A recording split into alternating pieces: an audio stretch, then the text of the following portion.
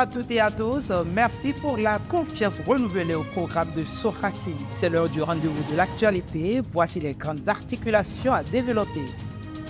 Le conseil communal de Savalou, sous l'égide du maire Belindy Wendo, s'est réuni ce mercredi 30 juillet 2025 en session ordinaire.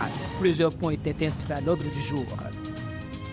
Les foires qui s'organisent à l'occasion de la fête de l'IAM changent de format. Les précisions à découvrir à travers le point de la conférence de presse animée par des acteurs clés. Quelle est l'histoire qui se cache derrière l'appellation Cité des Criquets attribuée à la Bible de Mwenki et les demandes de réponse dans cette édition? En Côte d'Ivoire, les candidats en liste pour la présidentielle se font découvrir. Alassane Ouattara dévoile ses motivations pour un 4e mandat. Gardez vos positions d'écoute pour le développement dans un instant.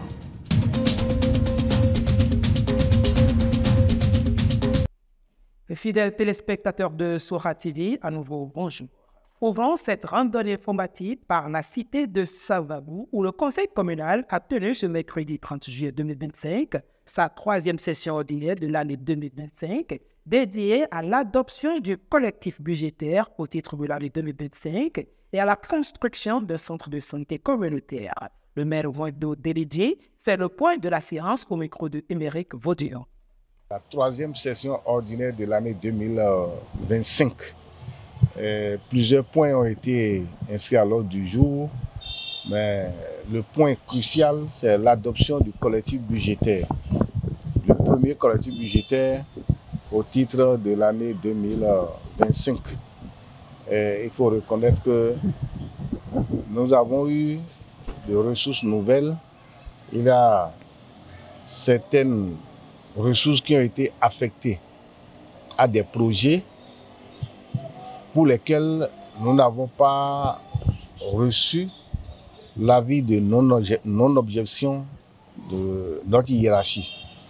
Des dépenses comme l'achat de tracteurs. On avait prévu dans notre budget primitif l'achat de 3 tracteurs pour nous accompagner dans les travaux champêtres. Mais il s'est fait que cette dépense a été qualifiée de dépense inéligible au FADEC, au fonds FADEC. Donc, on est amené à changer d'activité. Ce qui a été fait aujourd'hui, nous avons changé d'activité pour que ces fonds puissent être utilisés. Autre dossier abordé, vous savez, à Iruku, on a un partenaire qui veut nous construire un centre de santé. Et là, le problème de domaine qui se pose, nous avons essayé de régler ça. Une communauté nous a mis à disposition un domaine qui a été accepté par le conseil communal et la procédure de mise à disposition de ce domaine aux partenaires va se poursuivre pour que la population de Iruku, de Danwe, de Bibiani, de Seyon puisse quand même bénéficier de cette infrastructure sanitaire. Comme je l'annonçais en titre, à travers une conférence de presse animée la semaine écoulée, le président de l'association de développement de la commune de Savalou, avec l'appui de la mairie et la cour royale, a sonné le glas des rivalités autour des foires organisées lors des festivités de la 15 août. Conrad Baguiri a annoncé l'organisation d'une foire unifiée au cours de la célébration de la fête de l'IAM à Savalou à compter de l'édition 2025. Il se prononce au micro de Henri Sodedi et puis Simba Dodé. Nous avons engagé avec tous les acteurs concernés, notamment la mairie de Savalou, le palais royal de Savalou, l'association pour le développement de la commune de Savalou, une démarche de conjugaison des efforts et de complémentarité. Cette nouvelle dynamique nous permettra de tenir ensemble des foires agro-pastorales et foires générales, sur un même espace à la même période. Comme je vous l'ai dit, beaucoup plus tôt cette année, et au plus tard, la semaine du 15, c'est-à-dire à partir du 11, ces activités seront denses. Mais nous comptons démarrer plus tôt, probablement le 5.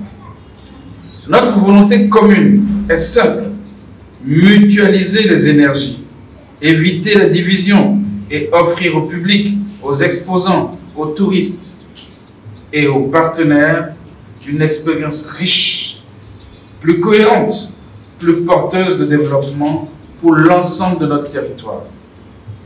Dans cet esprit, un site est actuellement à l'étude pour accueillir donc cette foire, cette grande foire. Il pourrait s'agir de la base TP de Savalou, aménagée, embellie, avec l'accessibilité, tout ce que ça suppose, ou d'un autre espace jugé pertinent pour garantir à la fois visibilité, accessibilité, qualité de...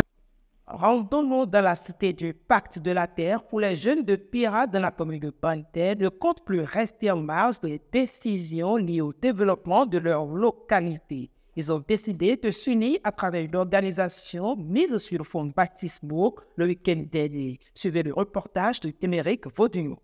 Les jeunes de l'arrondissement de Pira, dans la commune de Banté, ont décidé de prendre le destin en main. Le vendredi 25 juillet, ils ont procédé à la création de l'organisation de la jeunesse de Pira, OGB, un creuset destiné à favoriser l'engagement citoyen et le développement de leur localité. On s'est rendu compte que les jeunes ne se reconnaissent pas dans le développement local. Et nous avons voulu créer un creuset pour les rassembler et qu'on s'explique comment est-ce que nous devons pouvoir contribuer au développement local. Vous prenez sur tous les plans pratiquement à Pira ici, le plan éducationnel, le plan de l'emploi, il y a des difficultés. Les jeunes sont dans une certaine précarité. Nous avons voulu mettre en place un creuset pour pouvoir réfléchir ensemble avec eux pour relever le défi de cette précarité-là. C'est ce qui a fondé notre espoir pour la création de l'organisation de la jeunesse de Pira. Conscients des défis à relever, les responsables de la nouvelle organisation lancent un appel à toutes les forces vives de Pira, notamment aux aînés, pour un accompagnement soutenu. Ces derniers sont perçus comme des modèles et des sources d'inspiration. C'est au bout de l'ancienne code, on tisse la nouvelle. On ne peut pas se passer des aînés et on ne peut pas se passer même des mains extérieures. Parce qu'on aura besoin toujours de soutien parce que la vision est grande et nos efforts seuls ne peuvent pas nous faire aboutir à nos objectifs. Donc c'est pourquoi on aura besoin de tout le monde. Bien vrai, c'est une organisation de la jeunesse, mais on a besoin aussi des aînés pour accomplir notre mission qu'on s'est assignée. Le congrès constitutif a été rehaussé par la présence de plusieurs organisations de jeunesse venues d'autres localités du Bénin. Ces délégations ont partagé leurs expériences en matière d'organisation, de mobilisation et de mise en œuvre de projets communautaires. Je suis venu partager mes expériences, mes moments de douleur, mes moments de chaleur, mes moments de joie, mes moments de tristesse et les mettre en garde sur la tenue à la hauteur du cahier de charges et sur le courage, l'abnégation. Parce que quand vous vous désignez et quand vous portez garant pour défendre une cause, c'est qu'en réalité, cette cause-là est noble. Il ne doit plus avoir d'émission. Quelles que soient les épreuves en cours de chemin, ce qu'il faut affronter, il faut assumer. À peine créée, l'OGP entend déjà marquer les esprits. Elle prévoit l'organisation de festivals culturels pour valoriser le patrimoine local et d'un programme de renforcement de niveau au profit des apprenants en vacances. Parlons culture à présent. À chaque communauté sa légende. Découvrons avec le maire Jonas Babatoune l'histoire qui se cache derrière l'appellation Cité des Criquets attribuée à la ville de Ouinfi, une des 3 communes de la région Abonné dans le département du Zou. Selon l'histoire, ici, on enregistrait d'invasions régulières des criquets.